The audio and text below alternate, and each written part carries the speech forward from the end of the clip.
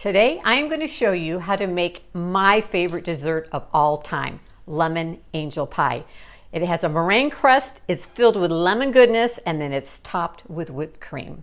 It's a little taste of heaven, and it literally melts in your mouth. Now, because an entire pie is just a little too much for our reduced size family, today I'm going to show you how to make small batch with big taste. Whether you're feeding just yourself or the two of you, I've got you covered. Let's get started.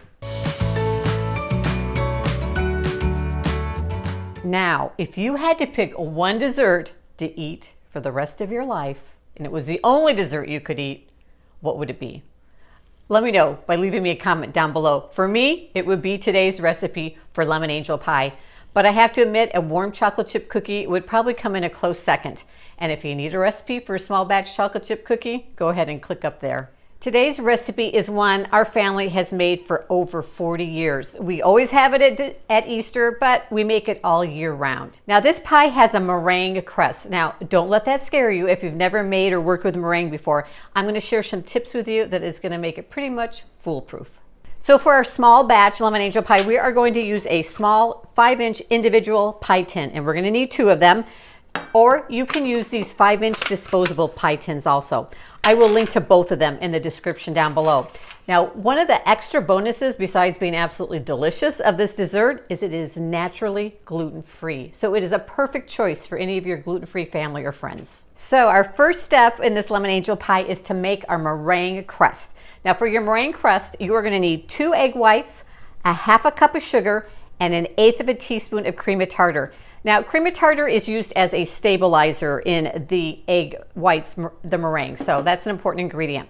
Now, one of the hardest parts of making this pie is separating your eggs. You need to separate your egg white from your egg yolk, but I've got a trick for you that's going to be pretty much life-changing. That's going to make separating eggs a breeze.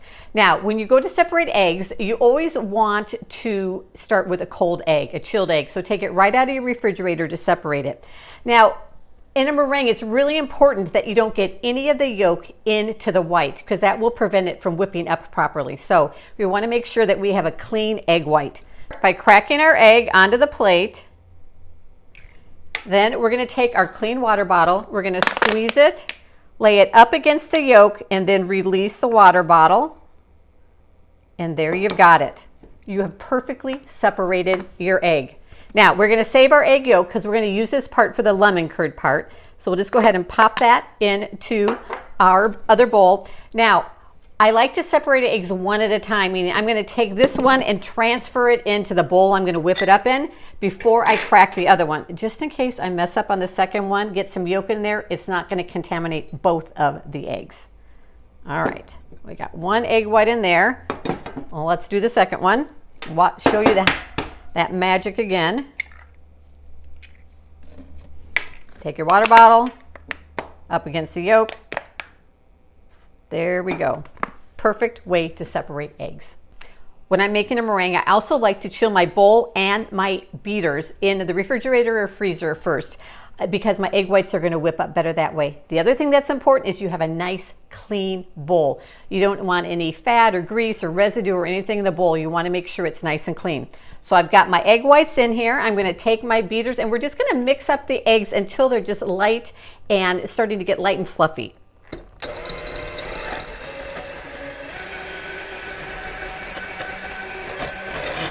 They're white and fluffy, and now we are going to add in our cream of tartar and our sugar. Now we're just going to put in 1/8 teaspoon of cream of tartar, and again, this is like your stabilizer for your meringue, and we're going to just put that in. And then with our sugar, we don't want to dump all the sugar in all at one time, okay? We want to gradually add it in as we are beating the egg whites, and we're going to beat these until they get nice and shiny and glossy and hold a nice soft peak.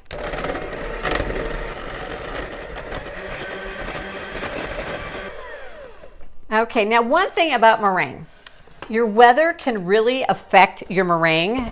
Here in Portland today, it's a little overcast, a little gloomy, a little damp. And I find on rainy, damp days that my meringue doesn't whip up as stiff as it does on other days. Today is kind of a middle of the road kind of day. I've had some days where it just looks like soup. But you know what? It still works. I'm going to put a picture in here that you can see of what it will look like when it really kind of whips up perfectly. Today we're kind of a middle of the road day, but you know what? Like I said, it's still going to work. So we're going to take this meringue, and you can see I like it usually to be a little bit stiffer. It's still a little bit runny, but it is shiny and glossy. But like I said, it's going to work. We're going to take our pie tins, and I have just buttered them, just with a light coat of butter in here. And we are going to divide our meringue mixture between our 2 pie tins. We'll just pour that in. Try to get it as even as you can. Use a spatula to get it all out. That's one thing about these small batch recipes. We want to make sure we get everything out of the bowl. Now, if my meringue was stiffer, I would then take my spoon, and we can still do that, and just kind of push it up against the sides of the pan, and it would stay a little bit better if the meringue was stiffer. But like I said, this is still, I'm going to promise you, it's going to work. All right, now we're going to take these, and we're going to put them into a 300-degree oven. And we're going to bake them for about 20 to 25 minutes. And then it's going to puff up. And while it's baking, we are going to start on the lemon curd. So today we're going to make homemade lemon curd. Now, if you've never made lemon curd before, it is super easy and it tastes so much better than what you can buy at the store. So we're going to start with our lemons. I want to share with you a couple of my favorite tools to use when working with lemon. For the lemon curd, we're going to need both lemon zest and lemon juice. So we're going to take our lemon, and you always want to zest your lemon before you juice your lemon, okay? And I'm going to use a microplaner. Now, if you've never used a microplaner before, it's just like a little mini cheese grater, and it usually comes in a plastic cover. Don't throw this cover away because it comes in handy. You're actually going to take the microplaner and put it in the opposite way that it came from, and then that's going to form a little holder for the lemon zest as you zest your lemon. So we're just going to take our lemon, move it around on the grater. We need about a tablespoon or half a tablespoon of lemon zest for this recipe. And depending on the size of your lemon, that's about 1 lemon's worth. The lemon zest adds incredible flavor, so don't leave that out. All right, and then we're just going to slide off the cover. And you're going to see there is all of your lemon zest. We're just going to pop it into our dish. So this is about a half a tablespoon of lemon zest. All right, now we're going to juice our lemon. Now, my favorite tool for juicing a lemon, and I'm going to link to both of these tools down in the description below, is this little lemon juicer. Mine actually is a lemon and lime juicer. And depending on the size of your lemon or lime, you can use either the bottom or the middle one. Now, you're going to naturally probably want to put your lemon in going this way because of the shape, but don't do that. You want to put it in with the cut side facing down. And we're just going to take our lemon and squeeze it, get a little muscle workout here. And there we've got our fresh squeezed lemon juice. Always use fresh squeezed lemon juice for this. Don't use the stuff that comes in that green bottle. No. All right, so we want a tablespoon and a half of fresh squeezed lemon juice. So what we're going to need for our lemon curd, in addition to the half a tablespoon of lemon zest and the tablespoon and a half of lemon juice that we just squeezed, is we're going to use those 2 egg yolks that we separated out from our whites, a 1/4 cup of sugar, and 1/8 of a teaspoon of salt. Now today we are going to make our lemon curd in the microwave. Now if you don't have a microwave, I'm going to link to a recipe down below that shows you how to make lemon curd on your stovetop. And in a few weeks, check back, I'm going to actually have a video showing you how to make lemon curd on the stovetop. But today we're going to use the microwave. Then I'm going to use just a glass measuring cup. You need a microwave safe bowl, so don't use a metal one, some kind of glass bowl. And we're going to take those 2 egg yolks that we separated, we're going to just lightly mix them up, and then we are going to add in our sugar, our lemon juice, our lemon zest, and our salt.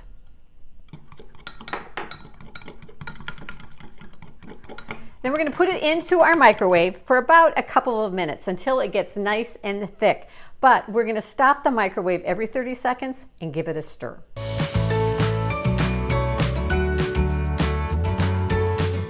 All right, so I cooked it for about 2.5 minutes in the microwave, stopping it every 30 seconds. And you can see it's gotten nice and thick, and it will, as it cools, it will thicken up even more. So we're gonna let this cool, and we are going to make our whipping cream and pull our meringue crust out of the oven. All right, now we're gonna whip our cream, and we're gonna take 1 cup of heavy whipping cream into our bowl. Now, one thing I like to do too is to chill my bowl that I'm gonna whip my cream in. It helps it to whip a little faster if your bowl is chilled. And then we're just gonna whip it up till it's a nice medium stiffness. All right, we've pulled our meringues out of the oven. You can see they're nice and dry on the top, and they're slightly cracked. And then as they sit out, they are going to start to crack and collapse in on themselves. That's what you want to happen, so no worries.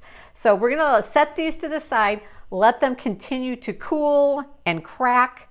I'll show you what they look like after they're all cooled, and then we are going to make our whipping cream, which we are going to combine with our lemon curd. All right, when our whipped cream forms a nice, soft, kind of semi-stiff peak, you know that it's ready. Now, I did not add any sugar, any vanilla, anything into this. This pie is really sweet, so the whipped cream does not need any extra sweetener in it. So now I'm just gonna take a bowl, and we're gonna set aside half of it to use on top of the pie, and then half of it is gonna get combined with our lemon curd. So I just like eyeball it. All right.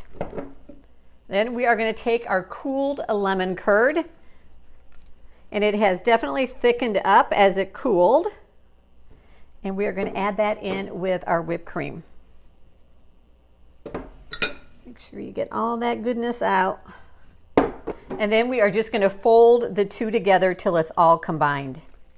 Right after our whipped cream and lemon curd is combined, we are going to take our meringue shells, which have cooled, and you're going to see they have cracked. Now, if you find in the small batch form, they don't crack as much as in the larger batch form, but if you just like touch the top of it, it will crack and cave in, because we want to create a little crater there in which to put our lemon curd whipped cream filling. So we're going to take our filling and just take half of it, fill our pie, and then we're going to take our whipped cream. Let me grab another spoon, and that whipped cream that, now if you want more of a lemon ratio to whipped cream ratio, use more of your whipped cream in with your lemon curd. So just depending on how you like it. And we're just going to top our pie with the whipped cream. Now this is a dessert you want to make ahead. I like to make it the night before, because you want this to chill in the refrigerator overnight if possible, because what's going to happen then is this meringue crust is going to soften up, and then it's going to make it just like melt in your mouth. So let it chill overnight, or at least 4 to 5 hours if possible. So we have let our pie chill, and it is ready for a taste test. But this dessert is so light and it literally melts in your mouth, so it makes the perfect dessert for the end of a holiday meal. We love it at Easter, but it's the perfect ending literally to any meal because it is so light and lovely. I've garnished it with a slice of lemon. Sometimes I'll add a fresh strawberry. And then the only other thing you need is a fork. So good. Now, if you're a lemon fan like I am, make sure you check out my small batch lemon bar recipe over here, along with all of my other small batch recipes. And I'll see you in the kitchen next week.